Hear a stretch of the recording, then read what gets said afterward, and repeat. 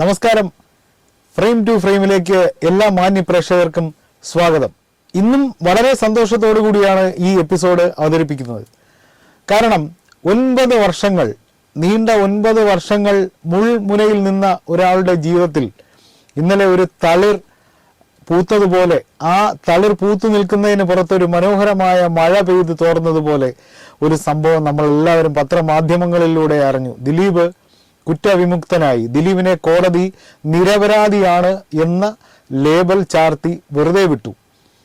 ദിലീപിനെതിരെ ആരോപിച്ചിരിക്കുന്ന ഗൂഢാലോചന കുറ്റം തെളിയിക്കാൻ പ്രോസിക്യൂഷന് കഴിഞ്ഞിട്ടില്ല എന്നത് കോടതി വളരെ കൃത്യമായി വിലയിരുത്തിക്കൊണ്ടാണ് ദിലീപിനെ നിരപരാധി എന്ന് മേലങ്കി ചാർത്തിയത്.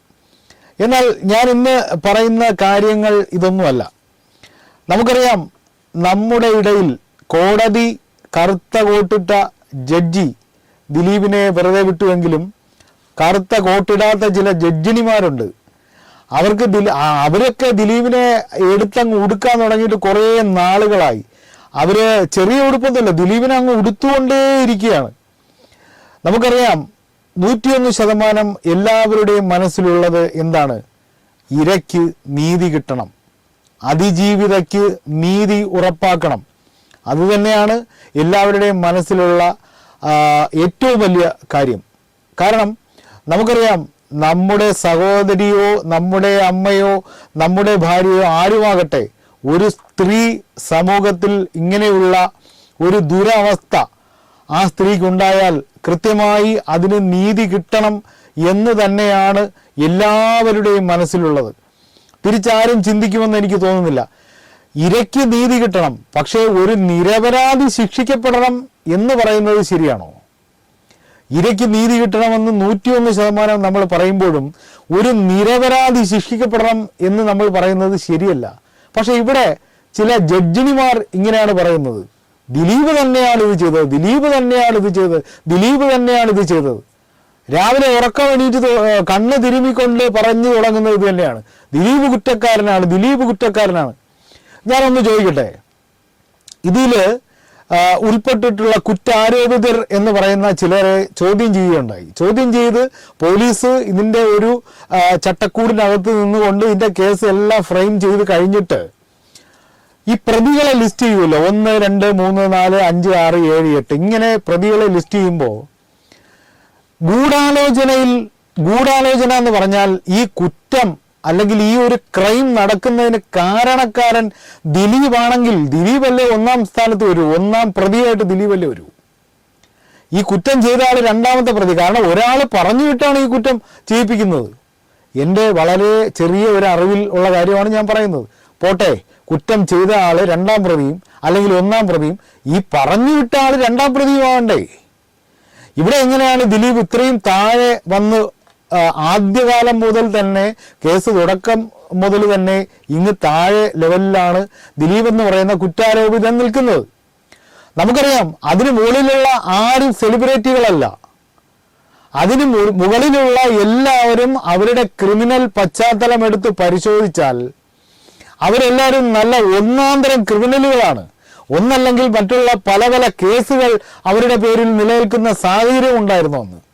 എന്നാൽ നമ്മൾ നോക്കേണ്ട ഒരു കാര്യമുണ്ട്: ദിലീപിനെതിരെ എന്ത് ക്രിമിനൽ കുറ്റമാണ് ഉണ്ടായിരുന്നത്?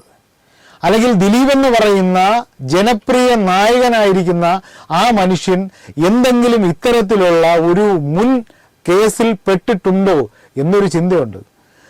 ഇത് നമുക്കറിയാം, മോഹൻലാലിനെ ഇഷ്ടപ്പെടുന്ന ചിലർ മമ്മൂട്ടിയെ ഇഷ്ടപ്പെടുന്നില്ല, മമ്മൂട്ടിയെ ഇഷ്ടപ്പെടുന്ന ചിലർ മോഹൻലാലിനെ ഇഷ്ടപ്പെടുന്നില്ല. ഇത് ഒക്കെ ഈ ഫാൻസ് സംവിധാനത്തിൻ്റെ ചില കാര്യങ്ങളാണ്. എന്നാൽ ദിലീപ് എന്ന് പറയുന്ന ഒരു ജനപ്രിയ നായകൻ എന്ന് പറയുമ്പോൾ എല്ലാ വിഭാഗത്തിൽപ്പെട്ട ആൾക്കാർക്കും, ഇപ്പോൾ കുഞ്ഞാവട്ടെ, വലിയ ആളാവട്ടെ, ഇടത്തരാവട്ടെ, പ്രായമുള്ളവരട്ടെ, ദിലീപിൻ്റെ സിനിമകൾ ഇഷ്ടപ്പെടുകയും ദിലീപിനെ ആരാധിക്കുകയും ദിലീപിനെ ഇഷ്ടപ്പെടുകയും ദിലീപിൻ്റെ സിനിമകളെക്കുറിച്ച് സംസാരിക്കുന്ന, നമുക്കറിയാം, മലയാളികളുടെ കൊമേഡിയൻ എന്ന് പറയുന്നത് ശ്രീ ജഗതി ശ്രീകുമാറാണ്. നമ്മൾ ഒരു ദിവസമെങ്കിലും ജഗതിയുടെ ഒരു കോമഡി TV-യിൽ ഒരു ക്ലിപ്പ് കാണാതെയോ അല്ലെങ്കിൽ ജഗതിയുടെ ഒരു കോമഡി നമ്മൾ സംസാരിക്കാതെ പോവില്ല. അതാണ് ജഗതി ശ്രീകുമാർ. യേശുദാസിന്റെ പാട്ട് കേൾക്കുന്നത് പോലെയാണ് ജഗതിയുടെ കോമഡി. ഒരു ദിവസം പോലും ഒരു ചാനലിലോ അല്ലെങ്കിൽ ഒരു സിനിമയിലോ അല്ലെങ്കിൽ അത് പറയാതെയോ സംസാരിക്കുകയോ ആരും പോകില്ല. അതുപോലെയാണ് ദിലീപ് എന്ന് പറയുന്ന ഒരു നടൻ. വളരെ അതേ എന്ന് പറയുന്ന ഒരു മനുഷ്യന് ഒരു ഗോഡ് ഫാദർ ഇല്ലാതെ മലയാള സിനിമയിൽ തൻ്റെതായിട്ടുള്ള ഒരു സ്ഥാനം ഉണ്ടാക്കിയെടുക്കുവാൻ വളരെയധികം പരിശ്രമത്തിലൂടെ കയറി വന്ന ഒരു നടനാണ്.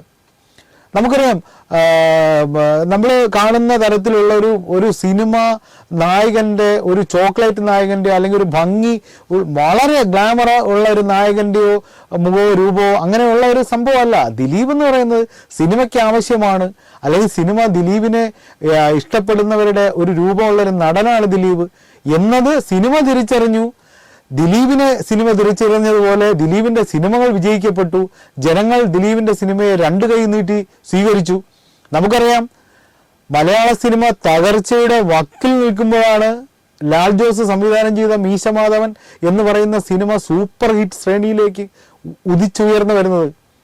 മുകളിലേക്ക് മീശ പിരിക്കുന്ന മീശമാധവനെ രണ്ട് കൈ നീട്ടി ജനങ്ങൾ അപ്പാടെ സ്വീകരിക്കുകയും തിയേറ്ററുകളിൽ ഉത്സവങ്ങൾ അക്ഷരാർത്ഥത്തിൽ തിയേറ്ററുകളിൽ ഉത്സവം സൃഷ്ടിക്കുന്ന ഒരു പ്രതീതിയായിരുന്നു മീശമാധവൻ. അതിലെ പാട്ടുകളായിരുന്നാലും കോമഡി രംഗങ്ങളായിരുന്നാലും എന്തെല്ലാം ആ സിനിമ മൊത്തത്തിൽ ഒരു പാക്കേജ് ആയിരുന്നു. ഒരല്പം പോലും രസച്ചരട് പൊട്ടാതെ ആ കഥാപാത്രം നമ്മുടെ മുന്നിലേക്ക് അവതരിപ്പിക്കാൻ ദിലീപിന് വളരെ കൃത്യമായിട്ട് സാധിച്ചു എന്നതിന് തെളിവാണ് നശിച്ചുകൊണ്ടിരുന്ന, അല്ലെങ്കിൽ തിയേറ്ററുകളിലേക്ക് ആളുകൾ കയറാതിരുന്ന ആ സമയത്ത് മീശമാധവൻ എന്ന് പറയുന്ന സിനിമ എടുത്തിട്ട് കൊടുക്കുകയും അത് ഗംഭീര വിജയം നേടുകയും ചെയ്തു. അത് ദിലീപിന് വലിയ കയ്യടി നേടി ജനങ്ങളുടെ മനസ്സിലേക്ക് ആഴത്തിൽ ഇറങ്ങിച്ചെല്ലാൻ കഴിഞ്ഞൊരു സിനിമയാണ്. അപ്പോൾ ഇത്തരത്തിൽ ജനങ്ങൾ രണ്ടു കൈയും നീട്ടി സ്വീകരിച്ച് മാറോടണച്ച ആ നടനെ കാരാഗൃഹത്തിൽ അടയ്ക്കാൻ ഇവിടുത്തെ പോലീസ് അല്ലെങ്കിൽ മീഡിയ ഇവരെല്ലാവരും ചേർന്ന ഒരു ഉപജാപക സംഘം അതിന് തയ്യാറെടുത്തു, അത് നടപ്പിലാക്കി. ഞാൻ കണ്ടിട്ടുണ്ട്, നമ്മൾ പ്രൊഫസർ ഡിങ്കൻ എന്ന് പറയുന്ന സിനിമയുടെ സംവിധായകനായ അന്തരിച്ചുപോയ നമ്മുടെയൊക്കെ പ്രിയപ്പെട്ട ഛായാഗ്രാഹകൻ ശ്രീ രാമചന്ദ്ര ബാബു സാറിൻ്റെ തോളിൽ വിഴുന്ന് പൊട്ടിക്കരയുന്ന ആ മനുഷ്യനെ, ദിലീപ് എന്ന് പറയുന്ന ആ മനുഷ്യനെ ഞാൻ കണ്ടിട്ടുണ്ട്.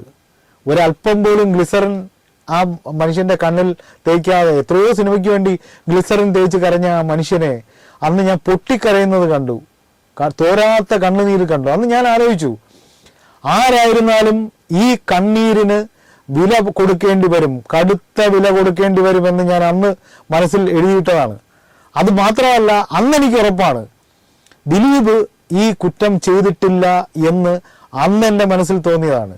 ദിലീപിൻ്റെ വിധി എന്ന് വന്നാലും ആ വിധി ഇങ്ങനെയായിരിക്കും എന്ന് എൻ്റെ മനസ്സിൽ അന്ന് തോന്നിയതാണ്. അപ്പോൾ ദിലീപിനെ സംബന്ധിച്ച് ഇത് അദ്ദേഹം അഗ്നിശുദ്ധി വരുത്തി പുറത്തേക്ക് ഇറങ്ങി നിൽക്കുന്നു. ദിലീപ് ഇത്രയും നാളും പറഞ്ഞുകൊണ്ടിരുന്നു ഞാനല്ല, ഞാൻ നിരപരാധിയാണ് എന്ന് ഈ ലോകത്തോട് വിളിച്ചു പറയുന്നു, മാധ്യമങ്ങളോട് വിളിച്ചു പറയുന്നു, പോലീസിനോട് വിളിച്ചു പറയുന്നു. ഏറ്റവും വലിയ വിരോധാഭാസം സംഭവിക്കുന്നത് എവിടെയാണ്? ഒരു ക്രിമിനലിൻ്റെ, കൊടും ക്രിമിനലിൻ്റെ ഒരു വാക്ക് വിശ്വസിച്ച് അല്ലെങ്കിൽ ഒരു കത്ത് വിശ്വസിച്ച് ദിലീപ് എന്ന് പറയുന്ന മലയാളികൾ ഏറ്റവും ഇഷ്ടപ്പെടുന്ന ഒരു കലാകാരനെ, ജനപ്രിയനൊക്കെ അവിടെ നിൽക്കട്ടെ, ഒരു കലാകാരനെ സ്വന്തം ഇച്ഛാശക്തി കൊണ്ടും കഠിന പ്രയത്നം കൊണ്ടും ഉയർന്നു വന്ന് മലയാള സിനിമയുടെ മകുടത്തിൽ തൻ്റെ സ്ഥാനം ഉറപ്പിച്ച ദിലീപ് എന്ന് പറയുന്ന നടനെ പിടിച്ച് കാരാഗൃഹത്തിലടക്കിയാണ്. എന്താണ് സംഭവം? ഒരു കൊടും ക്രിമിനലിൻ്റെ വാക്ക്, അയാളുടെ ഒരു കത്ത്. ഇത് ദിലീപാണ് ഇത് ചെയ്യിപ്പിച്ചത് എന്ന് പറഞ്ഞു തുടങ്ങുന്നു. അതവിടെ നിൽക്കട്ടെ. കേരള മുഖ്യമന്ത്രി ബഹുമാനപ്പെട്ട ശ്രീ പിണറായി വിജയൻ സഖാവ്, അദ്ദേഹം സെൻകുമാർ IPS, അന്നത്തെ DGP ആയിരിക്കുന്ന സെൻകുമാർ IPSന്റെ റിപ്പോർട്ട്, അന്വേഷണ റിപ്പോർട്ട് ഫയലാക്കി മുഖ്യമന്ത്രിയുടെ ടേബിളിൽ വെക്കുന്നു. മുഖ്യമന്ത്രി വാർത്താ സമ്മേളനം വിളിക്കുന്നു. മുഖ്യമന്ത്രി പറയുന്നു നടൻ നിരപരാധിയാണെന്ന് മുഖ്യമന്ത്രി പറയുന്നു. ആഭ്യന്തര വകുപ്പിന്റെ ചുമതലയുള്ള മുഖ്യമന്ത്രി പറയുന്നു DGP സെൻകുമാർ IPSന്റെ റിപ്പോർട്ട് പ്രകാരം നടൻ നിരപരാധിയാണ്. അദ്ദേഹം ഒന്നുകൂടെ പറഞ്ഞു, പൾസർ സുനിൽ കൊടും ക്രിമിനലാണ്. ഇത് പൾസർ സുനിയുടെ തലച്ചോറിൽ ഉണ്ടായ സംഭവമാണ്. നടി ആക്രമിക്കപ്പെട്ട കാര്യം പൾസർ സുനിയുടെ ക്രിമിനൽ സ്വഭാവത്തിൽ നിന്ന് ഉരുത്തിരിഞ്ഞു വന്നതാണ്. നടൻ നിരപരാധിയാണെന്ന് പറയുന്നു. DGP കത്ത് കൊടുക്കുന്നു. പത്രക്കാരോട് DGP പറയുന്നു, ദിലീപിനെതിരെ വരുന്ന ആരോപണങ്ങളൊക്കെ കേസ് അന്വേഷിക്കുന്ന ഒരു പോലീസ് ഉദ്യോഗസ്ഥയുടെ പബ്ലിസിറ്റി സ്റ്റണ്ടാണെന്ന് പറയുന്നു. നമ്മളെല്ലാവരും അരിയാഹാരം കഴിക്കുന്നവരാണ്. നമ്മൾ ഒന്ന് ആലോചിച്ച് നോക്കൂ. ഇന്ന് ദിലീപിനെതിരെ ഒരു 30% പേരെങ്കിലും, അത്രയും കൂട്ടണ്ട, 3% എന്ന് പറയാം, 3% പേരെങ്കിലും ദിലീപിനെതിരെ ഈ കേസ് ദിലീപ് ചെയ്തിട്ടുണ്ട്. കോടതി നീതിയല്ല കാണിച്ചത്, ആക്രമിക്കപ്പെട്ട നടിയോട് നീതിയല്ല കാണിച്ചതെന്ന് കോടതി പറയുന്നു എന്ന് പറയുമ്പോൾ കോടതി നീതി കാണിച്ചില്ല എന്ന് ചില ജഡ്ജിനിമാര് പുറത്തുള്ള, ഞാൻ ആലോചിക്കുന്നത്, ചിലരൊക്കെ ഇങ്ങനെ രാജിവെച്ച് പോവുകയാണ്. ദിലീപിന് നീതി കിട്ടിയതുകൊണ്ട് ചിലർ രാജിവെക്കുകയാണ്. നമ്മുടെ മന്ത്രിമാര് രാജിവെക്കാത്തത് വളരെ നന്നായി. ഈ രാജികൾ തന്നെ കൊണ്ട് കേരളത്തിന്റെ അവസ്ഥ എന്തായി മാറുമെന്നുള്ള ഒരു വിഭ്രാന്തി പലർക്കും ഉണ്ട്. എന്തായാലും ഞാനൊന്ന് പറയാം, ഈ കേസ് ആദ്യമായി അന്വേഷിക്കുന്ന സെൻകുമാർ IPS മുഖ്യമന്ത്രിക്ക്, ആഭ്യന്തര വകുപ്പിന്റെ ചുമതലയുള്ള മുഖ്യമന്ത്രിക്ക് റിപ്പോർട്ട് കൊടുത്ത് അന്ന് മുഖ്യമന്ത്രി അടക്കം പറയുന്നു നടൻ നിരപരാധിയാണ്, അദ്ദേഹത്തിന് ഈ കേസിൽ പങ്കില്ല എന്ന് പറയുന്നു. 9 വർഷങ്ങൾ, എത്ര തെളിവുകൾ, എത്ര ആൾക്കാരെ ചോദ്യം ചെയ്തു, എത്ര കാര്യങ്ങൾ പരിശോധിച്ചു, തലനാരിയ കീറി പരിശോധിച്ച ഈ കേസ് ഇന്ന് വിധി പറയുമ്പോൾ 2 ദിവസം കൊണ്ട് വിധി പറഞ്ഞാണോ?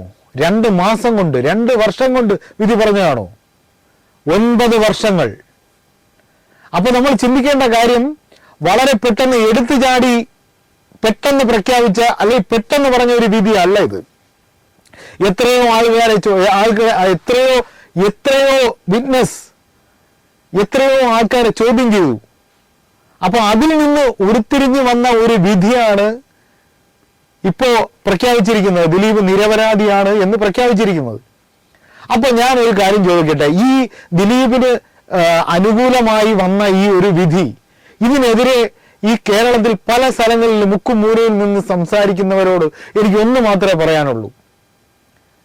കോടതിയിൽ വിശ്വാസമില്ലാത്തത് കൊണ്ടാണോ നിങ്ങൾ ഇങ്ങനെയൊക്കെ വിളിച്ചു പറയുന്നത്?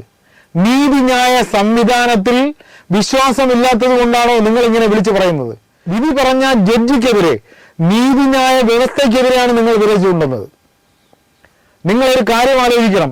നിങ്ങൾക്ക് അനുകൂലമല്ലാത്ത രീതിയിൽ ഒരു ജഡ്ജി വിധി പ്രഖ്യാപിച്ചു കഴിഞ്ഞാൽ, ആ ജഡ്ജി അനുകൂലമല്ലാത്ത വിധി പ്രഖ്യാപിച്ചു എന്ന ഒറ്റ കാര്യം കൊണ്ട് ആ ജഡ്ജി പിന്നെ കൈക്കൂലിക്കാരനാകും, എന്തു പറയാൻ, സ്വജന പക്ഷപാതം കാണിക്കുന്നവരാകും.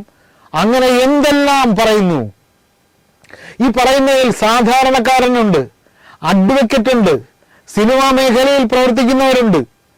ഒരല്പം ചിന്തിക്കാം.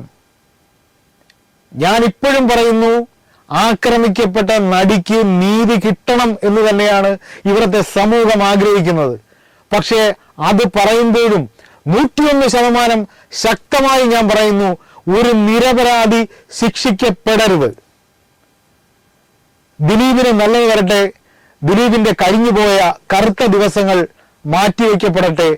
നല്ല വെളുത്ത ദിവസങ്ങൾ ദിലീപിന്റെ കരിയറിൽ തന്നെ, സിനിമാ ജീവിതത്തിൽ തന്നെ ഇനിയും ഉയരങ്ങളിലെത്തട്ടെ എന്ന് വളരെ ആത്മാർത്ഥമായിട്ട് പ്രാർത്ഥിച്ചുകൊണ്ട്, ആഗ്രഹിച്ചുകൊണ്ട് ഫ്രെയിം ടു ഫ്രെയിമിന്റെ ഒരു എപ്പിസോഡ് ഇവിടെ അവസാനിക്കുന്നു. വീണ്ടും അടുത്ത വിശേഷവുമായി ഇനിയൊരു എപ്പിസോഡിൽ കാണാം. നന്ദി, നമസ്കാരം.